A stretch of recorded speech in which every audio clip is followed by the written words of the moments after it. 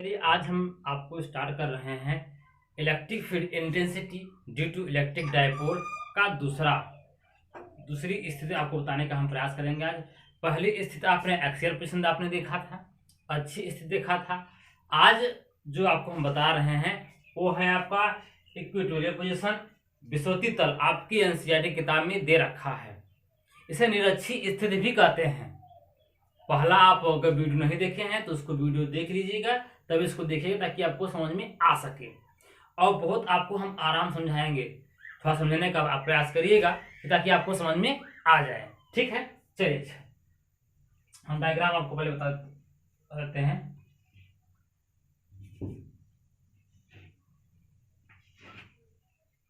Minus Q आपका plus Q, इनके बीच का जो डिस्टेंस हम लिए थे वो 2a लिए थे, 2a लिए थे। और ये बिंदु आपका O हो गया।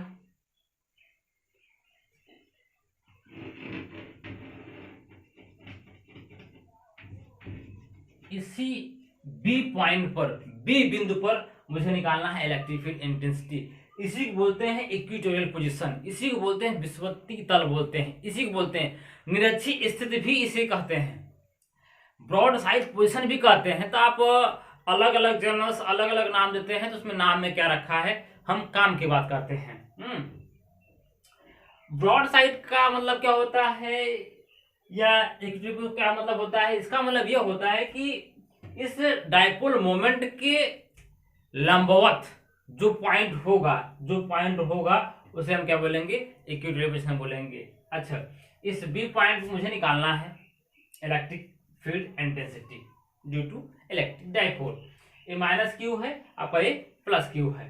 अच्छा, हम पहले बात ये करते हैं कि इलेक्ट्रिक फील्ड इंटेंसिटी हम निकालते हैं प्लस चार्ज के कारण, हम इलेक्ट्रिक फील्ड निकालते हैं, प्लस क्यू चार्ज के कारण निकालते हैं। अच्छा, हम कुछ डिस्टेंस भी देख लेते हैं। हम यहां से लेकर यहां तक जो डिस्टेंस ले रहे हैं वो हम स्मॉल r ले रहे हैं, और ये O बिल्कुल मध्य बिंदु है, तो ये इनका डिस्टेंस आपका 2a है, तो ये a हो जाएगा और ये भी a हो जाएगा। और ये यहां से यहां तक आपका r है। अच्छा,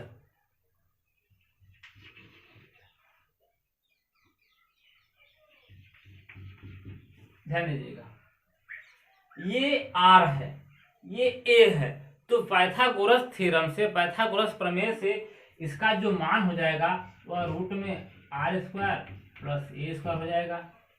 पता कर लीजिएगा, और नहीं पता है तो देख लीजिए, कोई बड़ी चीजें नहीं है, समझना आपको ही है। कैसे समझेंगे ये आप जाने। ये r है, ये a है, तो पाइथागोरस सिद्धांत से हम जो है रूट में r square plus a square लगा दिए। अच्छा, और यही चूंकि लेंथ सब इक्वल है इसलिए इसका भी मान हमारा क्या जाएगा, आपका r square plus a square हो जाएगा। ठीक है। अच्छा, हम प्लस क्यू चार्ज के कारण हम इस बी पॉइंट पर इलेक्ट्रिक फील्ड इंटेंसिटी निकालना चाह रहे हैं। तो देखें, तो क्या मान हो जाएगा, 1/4 पाई एप्सिलॉन नॉट क्यू अपान r स्क्वायर, r का मतलब अंडर रूट r स्क्वायर और प्लस a का स्क्वायर, ये पूरा है आपका का होल स्क्वायर हो जाएगा आपका, प्लस चार्ज का जो इलेक्ट्रिक फील्ड इंटेंसिटी आएगी वो 1/4 pi epsilon naught q upon root में r square plus a square का एक होल स्क्वायर हो जाएगा आपका। अच्छा, डायरेक्शन ए पॉजिटिव चार्ज है तो अवे फ्रॉम द चार्ज, ये ऐसे हो जाएगा, ये प्लस ऐसे हो जाएगा आपका। अब हम निकालते हैं नेगेटिव चार्ज के कारण, तो 1/4 pi epsilon naught q upon root में r square plus a square का होल स्क्वायर हो जाएगा। इसकी डायरेक्शन नेगेटिव चार्ज है तो टूवर्ड चार्ज, इसे हम मिटा दे रहे हैं। डिस्टेंस आप जान ही गए हैं, डिस्टेंस क्या होगा आपका, तो इसकी दिशा हमारी इधर की ओर हो गई, समझिएगा। पॉजिटिव चार्ज के कारण अवे फ्रॉम चार्ज इधर हो गया, नेगेटिव के लिए टूवर्ड चार्ज इधर हो गया। तो एक डायरेक्शन आपका ई प्लस, ये आपका ई प्लस है, आपका ये ई माइनस है। एक चार्ज ई प्लस के कारण डायरेक्शन ऐसे, ई नेगेटिव डायरेक्शन आपका ऐसे। अच्छा, अब जब डायरेक्शन होते क्या सेम होते हैं तो हम जोड़ देते हैं, विपरीत होते हैं तो हम घटा देते हैं। लेकिन जब इस स्थिति में आ जाए तो आपने वेक्टर कक्षा 11 में पढ़ा होगा, 12 का आप पढ़ रहे हैं तो 11 आप पढ़कर ही आए होंगे, तो वहां पर इनका इन वेक्टरों का जो घटना आप देखे होंगे। तो यहाँ हम करते क्या है, यहाँ पर हम इसको रिजॉल्व कर लेते हैं, इसको दो घटकों में हम तोड़ लेते हैं। अब देखो देखो हम क्या कर रहे हैं, अब ई प्लस आपका इधर है और ये आपका माइनस इधर है, तो जो नेट होगा वह इधर ही कहीं होगा, इन दोनों के बीच में होगा। अच्छा, ये जब थीटा एंगल है मान लेते हैं, इससे हम थीटा एंगल मान लेते हैं, तो ये भी थीटा एंगल होगा। तो समझिएगा क्यों होगा वो भी समझिए, क्योंकि ये त्रिभुज और ये त्रिभुज समरूप हैं। क्यों समरूप है, ये लेंथ ये लेंथ ये लेंथ बराबर है, ये लेंथ ये लेंथ ये लेंथ दोनों त्रिभुज के तीनों जो है लेंथ बराबर है, इसे हमारा क्या होगा, त्रिभुज समरूप होगा। अब समरूप होगा तो ये कोण आपस में क्या होंगे, बराबर होंगे। अब जब ये थीटा है, ये भी क्या हो जाएगा, थीटा हो जाएगा। अब ये जब ये थीटा है तो ये भी क्या हो जाएगा, थीटा हो जाएगा। ठीक है, थोड़ा कोण को समझिएगा आप लोग। अब जब हम इसे इस वेक्टर को रिजॉल्व कर रहे हैं, तोड़ रहे हैं, तो ये जब नीचे आएगा तो ई प्लस कॉस थीटा आएगा, ये वाला ई प्लस कॉस थीटा, और फिर ये ऊपर जाएगा, एक ऊपर हो जाएगा ई प्लस साइन थीटा। थोड़ा सा डायग्राम को समझने का आप प्रयास करिएगा, कंजस्टेड हो जा रहा है हम मान रहे हैं, लेकिन हम आपको आराम से समझा रहे ताकि आपको डायग्राम समझ में आ जाए, क्योंकि डायग्राम है सबसे मेन है। इसमें डायग्राम नहीं समझ में आएगा तो हम लाख अच्छा पढ़ाते हैं, कोई मतलब नहीं निकलेगा। हमारा उद्देश्य है कि आपको समझ में आ जाए, किसी भी तरीके समझ में आ जाए। अब नेगेटिव के लिए हम इधर रिजॉल्व करेंगे, इधर रिजॉल्व करेंगे, तो ये नेगेटिव क्या हो जाएगा आपका, ई माइनस कॉस थीटा, और एक नीचे आ जाएगा आपका, ये नीचे आ जाएगा आपका, ये यहाँ पर मैं लिख दे रहा हूं ई माइनस साइन थीटा। ठीक है ना। थोड़ा सा डायग्राम को समझना जरूरी है आपको। हम डायग्राम लिए क्या थे, हम आपको बताते हैं, आपको थोड़ा सा और बताते हैं विस्तार में। ये माइनस क्यू था, ये आपका प्लस क्यू था, हमने मध्य बिंदु लिया ओ, इस पूरे डिस्टेंस हमारा क्या था, 2a था, तो ये a हो गया, ये भी a हो गया। इसे हम r माने हैं, मुझे जो है r माने हैं यहाँ से दूरी तक, तो ये दूरी हमारी क्या जगह पाइथागोरस सिद्धांत अनुसार रूट में r square plus a square, ये दूरी कितनी हो जाएगी आपका, रूट में r square plus a square, ये होगा आपका। अब हम E प्लस के कारण निकालेंगे इलेक्ट्रिक फील्ड इंटेंसिटी, आपको इतना आएगा, लेकिन इसकी दिशा, इसकी डायरेक्शन अवे फ्रॉम चार्ज से दूर होगा आपका, ये हो जाएगा E प्लस। हम नेगेटिव के लिए निकाल रहे हैं तो डायरेक्शन हमारी क्या हो जाएगी, अभी ये हो जाएगा आपका नेगेटिव के लिए। अब इनका हमको रिजल्टेंट निकालना है। मेन बात यहाँ फंसी है कि मुझे भाई एक ऐसे गया वेक्टर, एक ऐसे गया, तो उसका रिजल्टेंट कैसे निकलेगा, तो इसका रिजल्टेंट हम निकाल रहे हैं। तो इसका रिजल्टेंट इन दोनों के बीच में आएगा, इन दोनों के बीच में आएगा, हम मान लेते हैं, ये हमें मान लेते हैं। अच्छा, अब ये हम माना एंगल थीटा, तो ये भी थीटा हो जाएगा।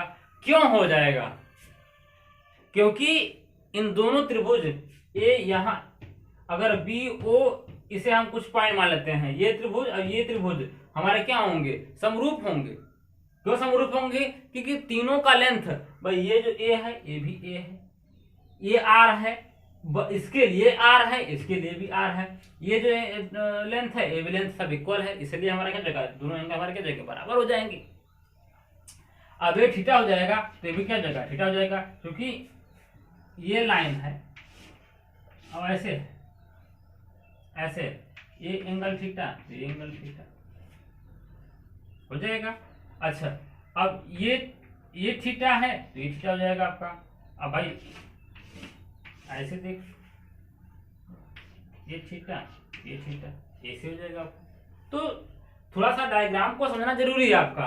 अच्छा जब हम इसे रिजॉल्व किए तो E cos theta E plus cos theta हो जाएगा आपका, ये आपका हो जाएगा ई प्लस कॉस थीटा और ऊपर जाएगा लंब हो जाएगा तो ई प्लस साइन थीटा। ई इसको रिजॉल्व करेंगे तो ई माइनस कॉस थीटा और ई माइनस साइन थीटा। ये डायग्राम हम आपको बता दिए यहाँ पर ई माइनस साइन थीटा। ठीक है, ठीक है ना। डायग्राम को समझिएगा, एक दो बार वीडियो को पॉज करके देखिएगा तो डायग्राम समझ में आ जाएगा। कोई इतना बड़ा कॉम्प्लेक्स डायग्राम नहीं है, इसलिए मैंने दोबारा डायग्राम को समझाना पड़ा मुझे, ताकि आपको समझ में आ सके। भाई वीडियो लेक्चर है, थोड़ी सी समस्या का सामना तो करना ही पड़ेगा, लेकिन हमारा पूरा प्रयास रहता है कि चीजें आ जाए आपको। अच्छा अब ई प्लस ई माइनस ये हो गया। अब मुझे निकालना है किसका नेट। नेट निकालने के भाई अभी तक तो जो एक्सेल पोजीशन था आपने नेट निकाला, डायरेक्ट निकाल लिया, लेकिन अब इसमें कुछ कंडीशन आ गया। अब हम निकालेंगे, पहले एक्स एक्सिस पर निकालेंगे और फिर वाई एक्सिस पर निकालेंगे। उन दोनों को आएगा तब हम उसके बाद नेट निकालेंगे। तो पहले हम निकाल लेते हैं एक्स एक्सिस पर निकाल लेते हैं इलेक्ट्रिक फील्ड इंटेंसिटी। अब देखो ई प्लस वाला भी इधर है और ई माइनस वाला भी इधर है। तो अगर हम एक्स एक्सिस पर देखें तो ई प्लस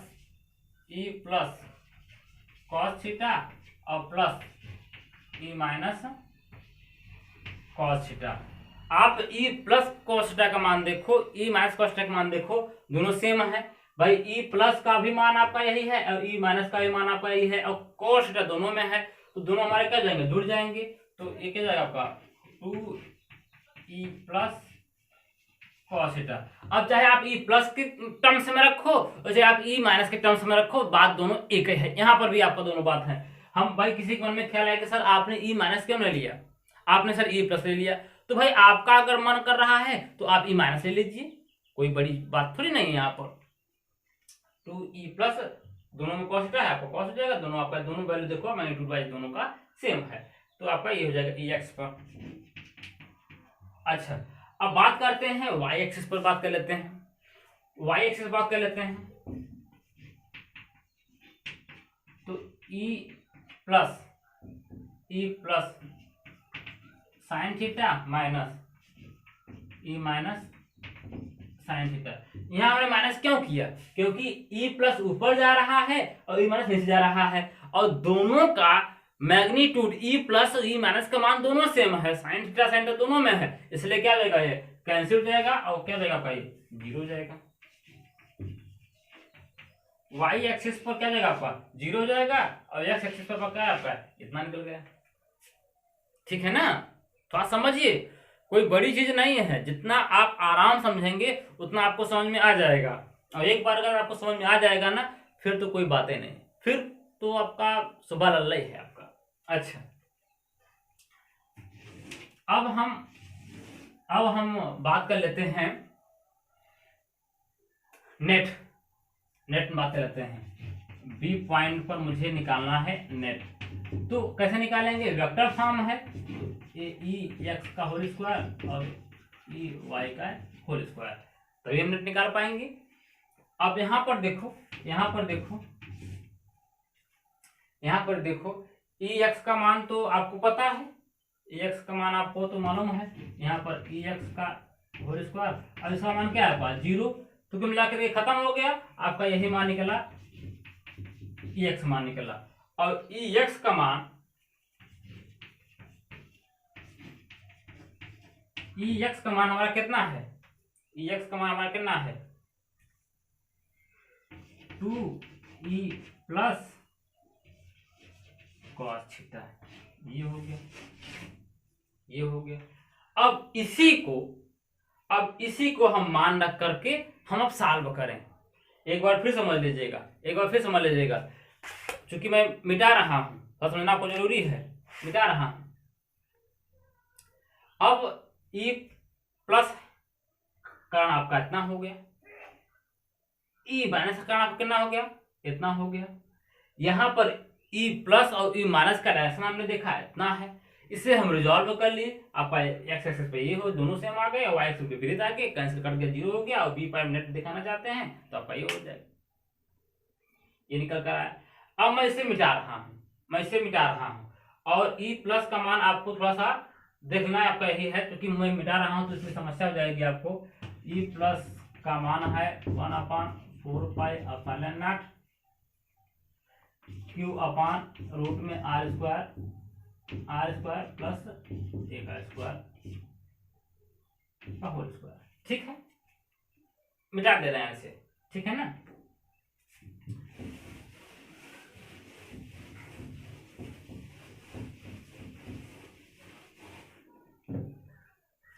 अच्छा, ई बी 2, ई प्लस का मान 1/4 pi epsilon naught q upon root में आर स्क्वायर प्लस एक आर स्क्वायर का whole square into cos theta. अच्छा, ये स्क्वायर है तो रूट हट जाएगा आपका, और कॉस थीटा का मान, कॉस थीटा क्या होता है आपका लंब बटे, कॉस थीटा का मान आपका क्या होता है आधार बटे कर्ण होता है। आप लाल बटे के का से निकाल सकते हो, आप जो है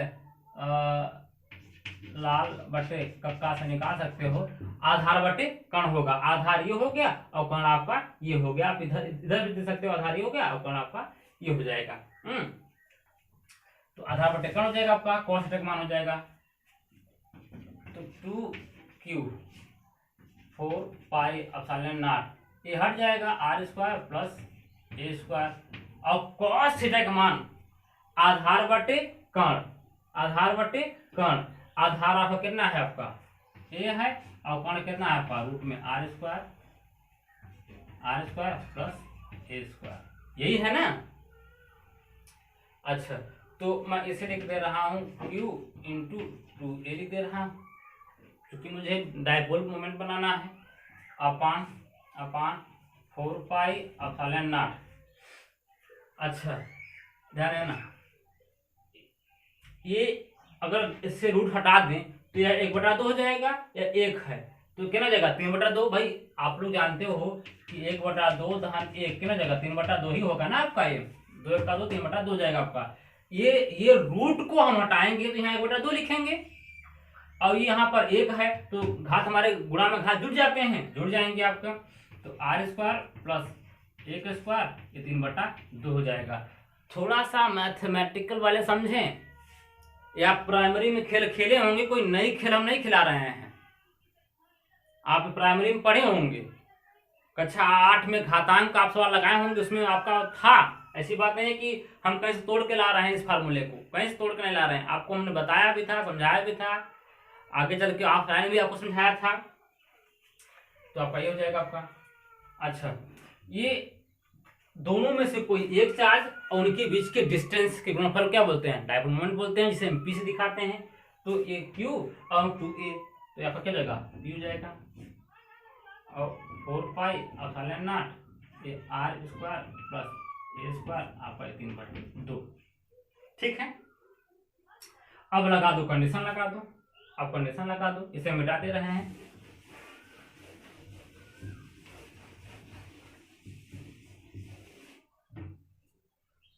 ये आपका ए बी।